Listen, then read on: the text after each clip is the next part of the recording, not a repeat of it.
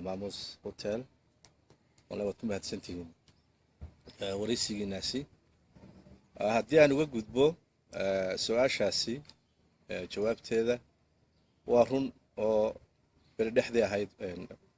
إن يبغى كنت يعني dugsigii sare ee qalax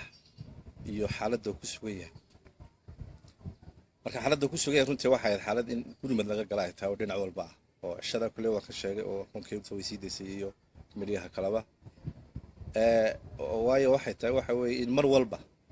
laga hortago wixii mushkilada imanaya markay dhacdo in la ambabrana maaha waxa la noo doortay ee runtii inaan ka warhaynaa taayna waxa weeye mushkiladaha mar walba jira wadogtooda goladanka waxa loo leeyahay waxa weeye inay mar walba ogaadaan baahida iyo doonista dadweynaha waxa weeye codka siiyay oo annaguna aan ku sifaysanahayba khidmaynta iyo u shaqaynta dadweynihii na soo doortay marka xaaladaas imika waxay maraysaa kulay qaladhaantii waxay ahayd mid gudaheed iyo mid dibadeedba waxaynu ognahay qalax inta badan golaha deegaanka halkay ka soo baxeen dhalinyarta aqooyahanka ee maanta golaha deegaanka ka shaqeeya ama dee loo doortay dhalinyartaas dhammaantood waxay ka soo baxeen qalax wayna ku qasban yihiin ama qof waloo golaha deegaanka ka midii ama xildhibaane waxa uu ku qasban yahay in dugsigii taariikhda laa ka soo baxay in uu doodeeda yeesho inuu taageeradeeda yeesho inuu dhismihiisa ka qayb qaato marka horta taa aad baan ugu faraxsanahay waxa kale oo aan ku dadaalay in bulshada kale ee deegaanka ama degmadaba ee odayaasha leh ee dumarka leh in iyaga laftoodana arrintaasi ay ku mudan tahay oo ay hawsheeda wadaan marka qorshaanu iminka ku jirnaa runtii in loo sameeyo farnaysi waayo waa hawl culus oo runtii dhaqaale badan ku baxayo injineer aan idhi bal qiyaas inkastoo soo eegin kule lacag badan buu ku qiyaasay marka talaabada u horeysa ee inay wax qabtaan ay tahay waa annaga waa dadkayga deegaanka ay maanta degmada waxa weeye golihii u ah in uu khidmeeyana bulshada waxa ka wanaagsan markaas inaanu ku darsano miisaaniyadda 2015 oo tii hore kuma jirin laakiin taasoo dhanba waxa ka horeysa waqti baan nagu samayninba oo dee roobkii maanta mar hadduu imika istaagay oo jilaalkii la galay intaa jilaalku lagu jiro in la dardargeliyo oo aanu roobkii dambe aanu inoogu imanin si aanu daadad badan u imanin oo halkii uuna in xaaladdu u noqon maanteedna isweydiinaysa in laga jawaabana ay tahay waa run oo annagu waxaanu u taagannahay inaanu ummadda u shaqaynaan u taagannahay gobolka dhaqaale aad iyo aad u badan baa yaa soo gala dhaqaalahaas inuu gobolka ka muuqdana waa mid aad iyo aad waajiba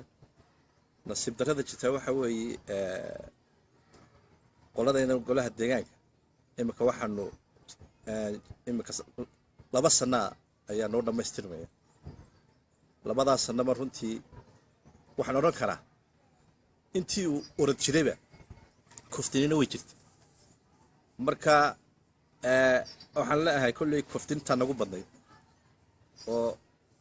xawliga aan wax qabadaynu sameyn lahayn waxa ka badnayd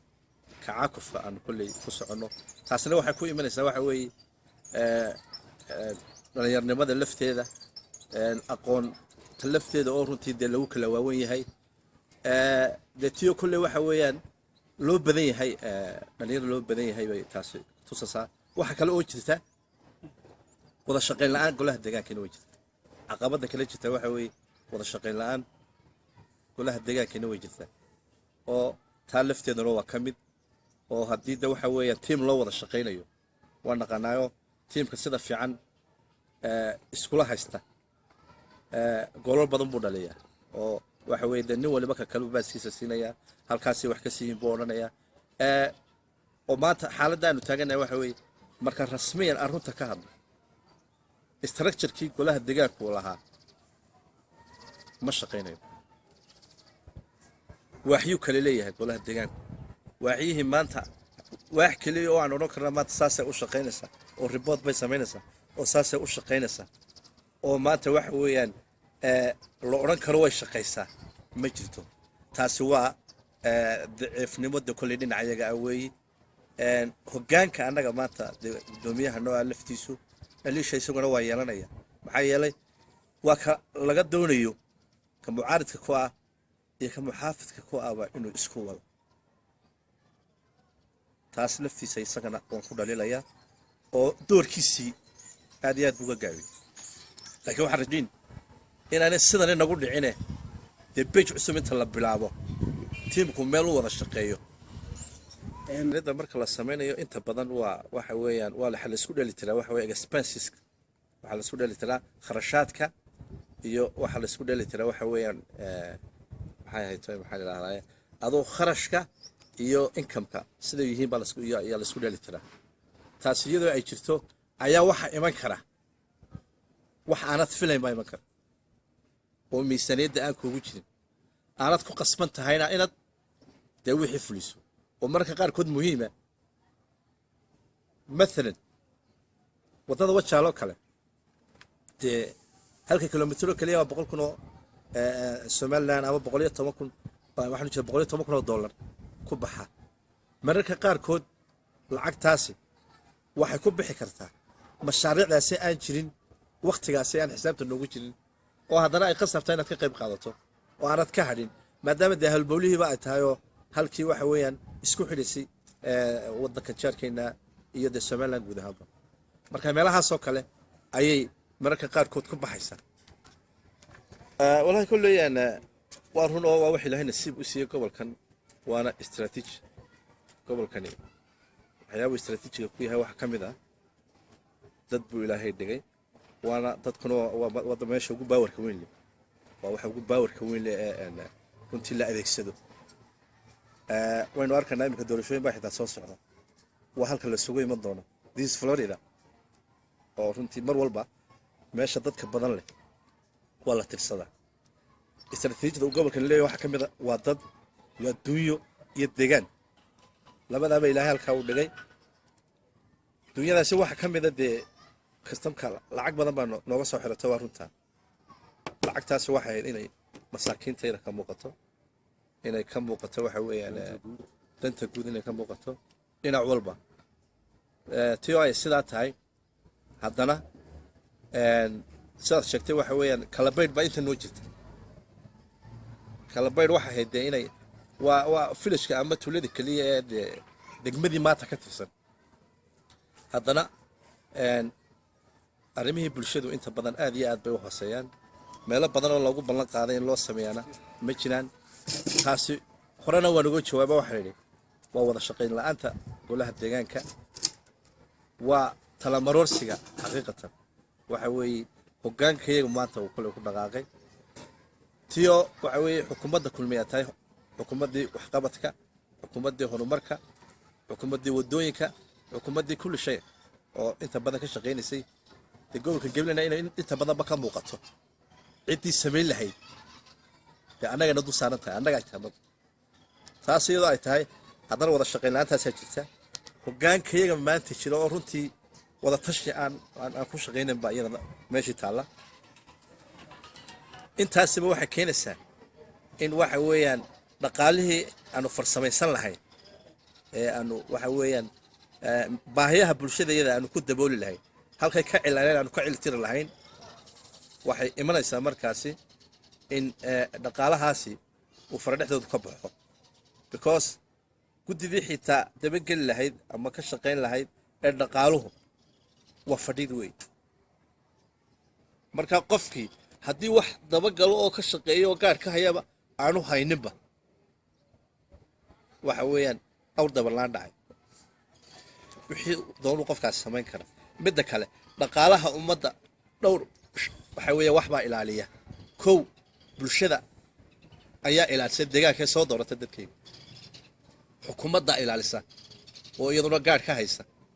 inta kale ee waxa weeye waxqabadka la qabatay hay'aduhu ka mid yihiin iyaguna tooda way ilaashadaan marka annaga waxa nala daawayno isweydiinay tahay waxa weeye xukuumadda maanta waxqabadka ee Axmed Siinaay uu hogaaminayo waxaan uga fadhinaa in mar walba khudbadii xitaa Axmed Siinaay Allah hadaayo waxa ku jirtay golaha deegaanka la doorto sidaa idinku dayn maynee mar walba waan idin daba gelayna waan ilaalinaynaa dhaqaalaha halkaad ku bixisaan kulley tii waxaad moodaa wasaaradda arrimaha gudaha inay labilaabto oo hanti dhowraha la soo diro oo qaabkaanu u shaqaynana loo eego oo hantidan ummadda haddaanu heeminayno oonu hiigayno lanaga qabto oo get out lana idhaahdo waataanu ka doonana wey kulle xukuumadda horta labada biriish waxaad sheegaysaa waan jecelahay kan halkan galbeedka ka baxa iyo ka bariga xaqiiqatan kulley waa meelaha muhiimka infrastructureka golaha ama degmadaba waxa ku xidhan waxa weeyaan inay eegaan ay tahay wadooyinkii kow bay ka tahay biriishyadaasi waa sidaasoo kale waa waxyaabaha mar walba inaanu ka warhayna ay tahay because markaanu miisaaniyadda samaynayno waxaanu ku xidhaynaa war maxaynu priority ka dhiganaa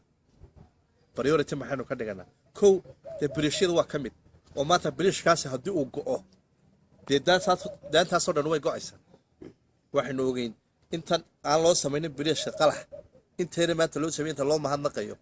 ee inta waxa weeyaan bulshadii ay intii ay kala go'aysay inan yar iyo ama hooyadeed inan yar oo naaskii maanta u baahnaa iyo hooyada way kala go'ayeen markaa biriishku kulleyba saad sheegtay waxa weeyaan waa halbowlaha isku xidha bulshada deegaanadu kala fog yihiin mararka qaarkood waa la booqdaa waana la soo egaa xaaladoogu siday yihiin waan arkaynaa in kolloo ay dhacayaan haddana waa wax mar walba nagu mudan inaanu ka warhayno waxayna ku xidhan tahay waxaan marbaa road mob la sameeyaa oo qorshe la sameeyaa oo nidaam la sameeyaa nidaamkaa la samaynayo waxaa noogu jiraya markaa miisaaniyaddii inay soo galaan iyo inta ku baxaysa intaba markaa iminka notebook aan haysto anigu waxaa igu qoran biriishyadaasaa igu qoran waxaa igu qoran dooxaasaa igu qoran waxaa kaloo ku qoran xitaa biriishyo kale la sameeyo waxaa ilaahay mahadiya in maanta noo samaysan tahay guddiga horumarinta gobolka sanduuqa horumarinta gobolkaa samaysan oo imika wixiisuba iska below yihiin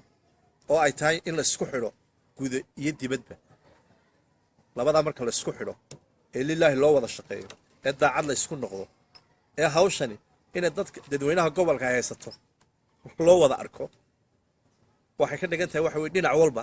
in laga wada shaqeeyo deegaankaa magac ku yeelanaya inta dibadda joogtaa magac ku yeelanaysa dadweynaha guud ahaan baa magac ku yeelanaya waa marka danta guud laga wada shaqeeyo taasaananu kolley ku helaynaa darajo iyo magac sare